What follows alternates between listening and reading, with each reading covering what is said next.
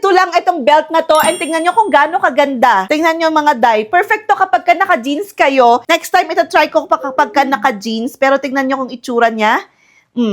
Look. O, diba? Ang nice niya. Maganda tong pang-accent sa mga dress natin, ganyan. Tapos sa jeans, lalong-lalo na, may length nga pala itong mga belt na to. 100 cm itong kinuha ko. Meron iba't ibang sizes dyan sa variation. I-check nyo na lang kung ano yung gusto ninyong magkakasya or kung ano sa tingin nyo magkakasya dyan sa waist ninyo. Tapos, ang nagustuhan ko dito is paloob yung ganito niya, yung lock niya. So, kapag ka ilalak nyong pag ganyan, hindi siya sasabit or hindi siya magiging sagabal sa ating mga ganito, sa ating kamay. Kasi minsan, di ba, kapag ka naka-belt, yung belt natin na nakalabas na ganyan, magaganyan-ganyan siya, di ba? So, ito, nakapaloob. So, ayun lang. Pinakita ko lang sa inyo kasi ang ganda rin naman to. Feeling ko bagay na bagay nito yung jeans kasi gold yung hardware niya na ganyan. So, kapag ka naka-jeans kayo blue, imagine niyo na lang. Next time, mag-jeans ako. Ang ganda niya, bagay na bagay. So, ayun lang. If you want this, ilalagay ko na lang sa baba kung saan makakabili. Bye!